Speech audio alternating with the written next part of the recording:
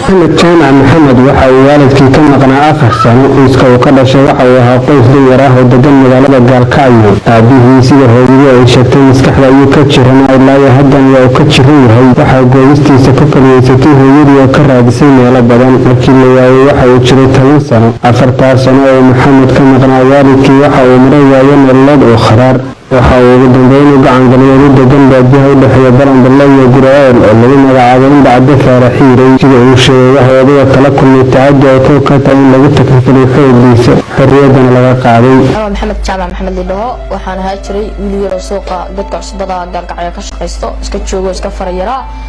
naag baa ay timid naagtii waxay tiri waa isla shaqeysanaynaa iraac bay tiri naagtii baan raacay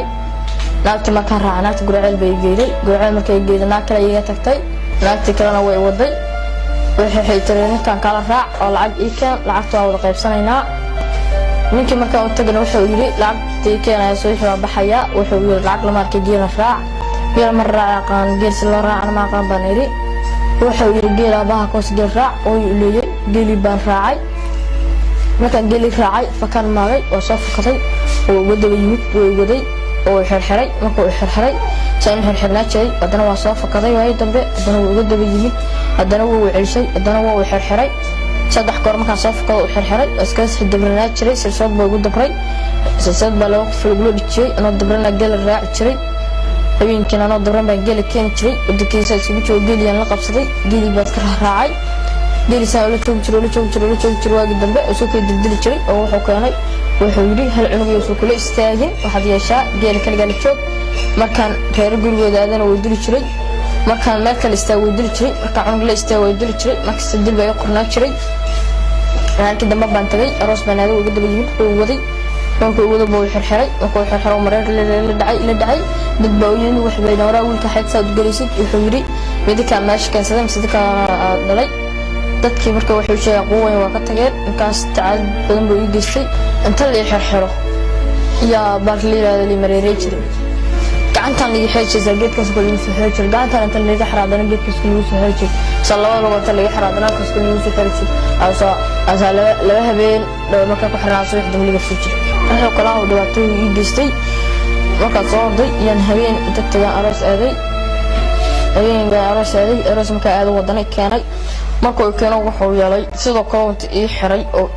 faraha iga qaaday 5 bir markaan ku xirnaa oo 5 bir laba bir maana markii maalin kale shanaad u dhaxeeyo wuxuu siiyay hal habeenkii oo geedku ku xirno bris af eagle shakliya labada kalena waxba ma cunin midna kama hayo waalidkii waxa ugu dambeeyay anoo tagay jir inaan aaga soo tagay Gaalkacyo intaasna 4 sano oo canaabtaas aan ku jiray oo joog jiray xodala iyo odaal inta ka dhaxay waxaan qaabaan ku mid gabar baa waxay tiri ninkan taraacid lacag ku leeyahay lacagta iga keen lacagtana waa qaybsaynaa markaas baan waxaan raayay waayahay ninkii marka inta wuxuu yiri lacag lama arkay geelan ordo raac waxaan geel sil raacaya geeliyan waxa sheegayda ma qaan intuu yiri ordo geelan raac haro soco inta iska dhaqaaqan geel iska raacay fakan maagay waa liiga daba yimid waa la idilay markii la idilay arkay in la idilay filiga tagay qofna igu soo bixin cidna ay si wax iga dhicin markaan arkaan waxaan dhibkeed iska dayay waa iska dul qaatay geeliyan iska raacay markaan geelana la joogo aqoon qabsatay waxa hayeen waa dabranaa geel waa geel kareeb buu yaqaanaa waa dabaro neef kama dabranaa geeli markaan cabaar dhibkaas ka suucay markaan magtaa karo kareebsanaya ma qaban kartid aga daba subsulay maanta aga daba subsulay ma ku xaslaad qaarad aga daba tagay waa soo culay markaa soo culay ku yimaado beerlaad ka dhigaya soo geel kaaga tagay kara way geeli ma gaaro waa dabranahay la ka daba rucleeyay sa ugu ciyaar dabranahay hadba anoo iska ku kufaya geeli ka daba tagay waa soo kaxaya ugu daba imaanaya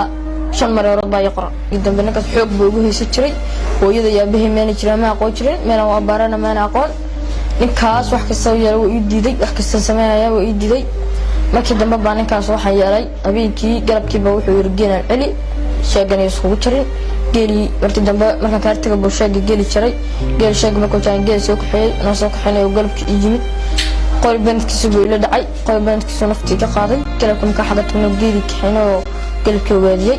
habeenimo dhabada cagta soo saaray meel dhaxan soo seexday suuxiyaan dhaba galay wiil baa soo waday wiilka uu keenay wiilkana gabdhaha uu keenay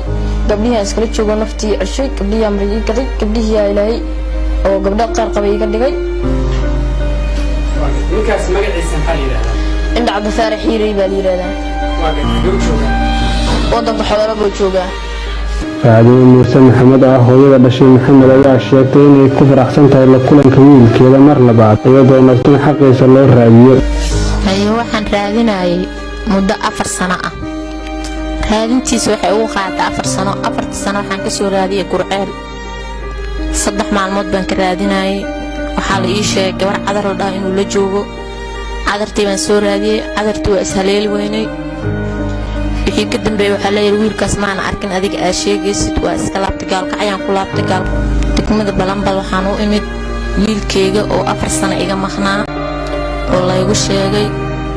oo maantana aan la joogo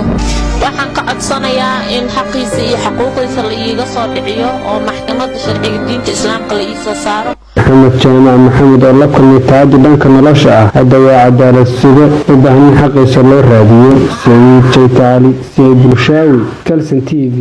Balanbal